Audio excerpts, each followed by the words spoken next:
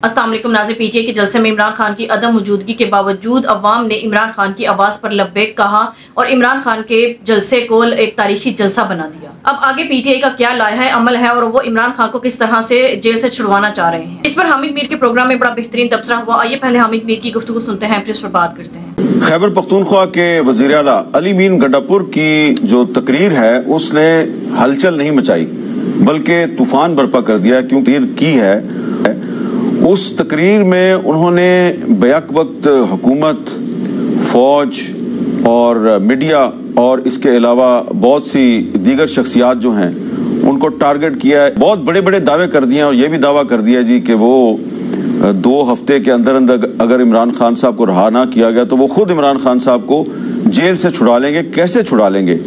تو اس پر ظاہری بات ہے گفتگو تو ہونی چاہیے، اٹھنا چاہیے کہ ایک صوبے کا چیف منسٹر جو ہے وہ ایک دوسرے صوبے میں جا کے جیل سے عمران خان صاحب کو کیسے نکالے گا۔ گنڈا پور صاحب نے خدا کی قسم کھا کے کہا ہے کہ وہ 2 ہفتے کے اندر عمران خان صاحب کو رہا کروا لیں گے۔ ہمارے ساتھ موجود ہیں جناب اسد قیصر صاحب، قومی اسمبلی کے سابق اسپیکر اور تحریک انصاف کے سینئر رہنما۔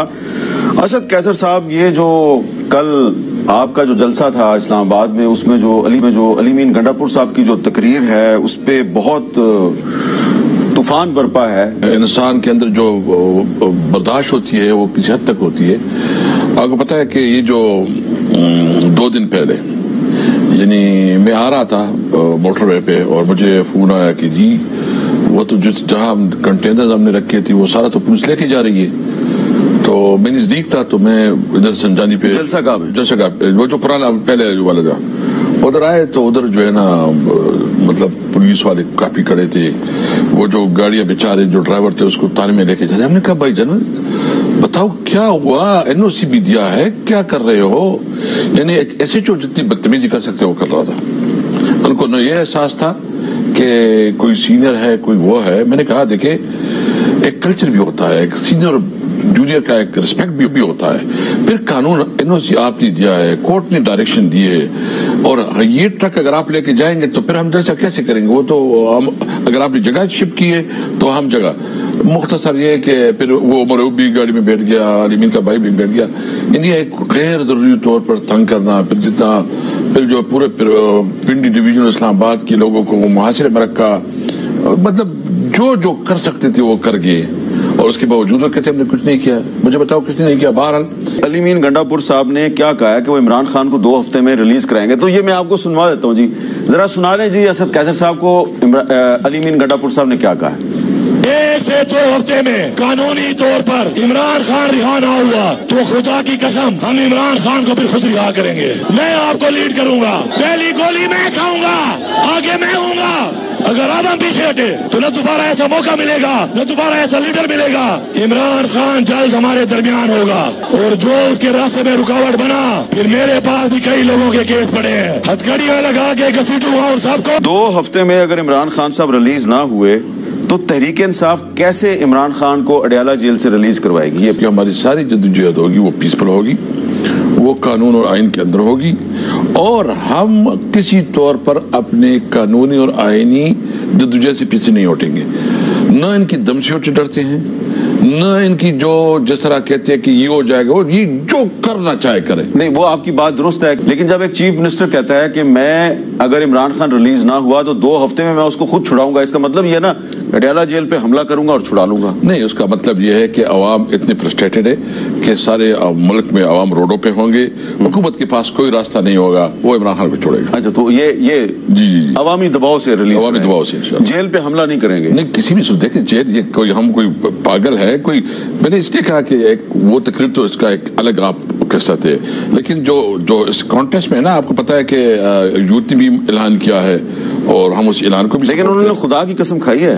خدا کی قسم یہ کہ لوگوں کے اندر جو جو اس وقت فرسٹریشن ہے، یعنی کل بھی جو ہمارے تھے، میں چونکہ پیدل تھا، سارے ورکر ہمارے ساتھ تھے، کوئی جو کہہ رہا تھا۔ اچھا، آپ پیدل آ رہے تھے؟ پیدل آ رہے تھے نا، بہت زیادہ تھکاوٹ ہوئی تو مجھے کہتے ہیں کہ جی اڈیالہ چلتے ہیں، اور وہ کہتے تھے کہ بس ہم کسی بھی صورت میں وہ نہیں کریں گے۔ تو وہ تو ٹھیک ہے، اس کے جذبات تھی، ہم نے کہا نہیں جب ٹائم آئے گا تو دیکھیں گے کریں گے۔ لیکن یہ جو فرسٹریشن ہے، دیکھیں حامد میر صاحب، آپ ایک سینئر صحافی ہے، آپ کو ہم آج سے کوئی 25-30 سال سے جب آپ مختلف اخبارات میں لکھتے تھے اور آپ کی اس قسم کی ایکسپیرینس بہت ماشاءاللہ ٹھیک ہے. اور پہلی دفعہ میں عمران خان صاحب کے ہمراہ آپ کو ملا تھا نوشہرہ پریس کلب میں, وہ اس وقت مجھے یاد ہے بالکل, ادھر آپ کے ساتھ ملاقات ہوئی تھی. تو دیکھیں اس وقت جو فرسٹریشن ہے نا وہ پہلے تو خیبر پختونخوا بلوچستان اور سندھ میں تھی, لیکن اس وقت پنجاب میں جو فرسٹریشن میں دیکھ رہا ہوں نا یہ ایکسٹریملی بہت خطرناک ہے.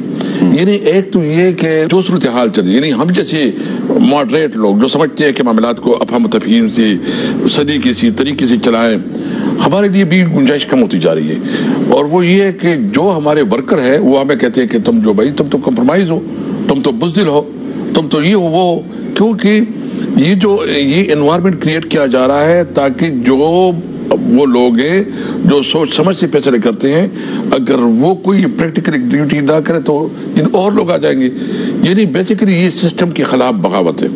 اس کو ابھی چینلائز کرنا ہوگا, اس کو سمجھنا ہوگا کہ آپ نے بلوچستان کے معاملے کو کیسے صحیح طریقے سے ہینڈل کرنا ہے, اس کو کیسے آپ نے جذبات سے نہیں, ڈنڈے سے نہیں کہ میں اب ڈنڈا نکالوں گا, ڈنڈے سے نہیں, آپ سولوشن نکالے, ڈسکشن کریں اس کے اوپر. ہم نے انشاءاللہ تعالی الائنس کی طرف سے اس کے اوپر آل پارٹی کانفرنس بھی بلا رہے ہیں. ساتھ ساتھ جو ہے نا آپ ہمارے خیبر پختونخوا میں دیکھ رہے ہیں کہ ایک جرگہ ہو رہا ہے, اس میں جی ہمارے جو گانے اور جو نغمے اس کے آ رہے ہیں وہ بڑی وہ انتجاسٹ ہے, کیونکہ اس کے اندر جو جذبات ہے اس کے, اور اس طرح پنجاب میں بھی اور سندھ میں بھی. تو ہمیں being a senior politician اپنی سیاسی جو ہمارے ٹارگٹس ہیں یا جو سیاسی مقاصد ہیں یا سیاسی عزائم ہیں اس سے بالاتر ہو کہ پاکستان کا سوچنا ہوگا. ٹھیک ہے, جب آپ پاکستان کا سوچیں گے تو بلکہ آگے بڑھے گا. تو بار بار میں گنڈا پور صاحب کی تقریر کی طرف جا رہا ہوں. انہوں نے اعلان کیا ہے کہ مینار پاکستان میں وہ جلسہ کرنا چاہتے ہیں, اگر اجازت مل گئی تو ٹھیک ہے, ورنہ وہ زبردستی جلسہ کریں گے. تو کیا تحریک انصاف لاہور میں جلسہ کرے گی؟ بالکل کرے گی. دیکھیں کس قانون کے تحت آپ جلسہ نہیں دیا جا رہا, یعنی آپ دوسری جلسے کر رہے ہیں. مینار پاکستان میں کل بھی ایک جلسہ ہوا, اچھا ہوا, بہت اچھا جلسہ تھا, اور میں سمجھتا ہوں کہ ہونا چاہیے. اور بھی پولیٹیکل پارٹیز کر رہی ہے, طریقے سے آپ کیوں نہیں کر رہی؟ کیا ہم کوئی قانون اور آئین کے اندر رجسٹرڈ جو بات نہیں ہے؟ ابھی تو سپریم کورٹ نے بھی کیٹیگریکلی کہا ہے. ابھی بھی میرے سلمان اکرم راجہ صاحب سے آج میٹنگ ہوئی ہے جو نئے سیکرٹری جنرل بنے ہیں, تو وہ جا رہے ہیں, وہ کل کورٹ میں بھی پیش ہو رہے ہیں, اور ہم کوشش کر رہے ہیں کہ کورٹ سے جو ہے نا وہ لے لے, جو بھی ہمارے لیگل آپشنز ہے وہ پورا ایگزاسٹ کریں گے. اگر نہیں ملتا تو پھر ہمارے پاس کوئی آپشن نہیں ہوگا کہ کسی اجازت کا ہم پرواہ نہیں کریں گے. اچھا, اور یہ جو سلمان اکرم راجہ صاحب کے حوالے سے جو آپ نے بات کی ہے, تو ظاہری بات ہے وہ وکیل ہیں, ان سے تو میں بطور وکیل علیحدہ سے گفتگو کروں گا, لیکن being member of the national assembly کوئی آپ کو لگ رہا ہے کہ آنے والے دنوں میں کوئی نئی قانون سازی ہونے والی ہے اور اس سے آپ کو کافی نقصان ہوگا؟ ہاں, قانون سازی دیکھو ہمیں ایگزیکٹ پتہ نہیں ہے, مختلف قسم کی ڈسکشن ہو رہی ہے, لیکن ایک چیز ہے کہ ہمارے ایم این ایس کو جو ہے نا کے اوپر دباؤ بڑھایا جا رہا ہے, ٹیلی فونز آ رہے ہیں, دھمکیاں دی جا رہی ہے, لالچ دی جا رہی ہے, مختلف آپر سے. مجھے بتاؤ یہ لیجسلیشن کر رہے ہیں یا بدماشی کر رہے ہیں؟ اگر اس قسم کی لیجسلیشن چاہیے کہ آپ کے پاس نمبر بھی نہیں ہے اور آپ زبردستی بندوق کے زور پر, ڈنڈے کے زور سے جو ہے نا کسی کو, اور ہم نے آج اپنے ایم این ایس کو بھی کہہ دیا کہ اس میں کوئی معافی نہیں ہوگی, نہ سینیٹرز کی اور نہ جو کسی کی معافی نہیں ہوگی. اگر کسی نے کوئی غلطی بھی کی, بھائی دیکھو امتحانات ہے, مجھے امید ہے اپنے ایم این ایس پہ بھی مجھے یقین ہے, مجھے اپنے سینیٹرز بھی یقین ہے کہ انشاءاللہ ان کی دھمکیوں اور ان کی اس میں نہیں آئے گی, کوئی اس پہ نہیں آئے گا.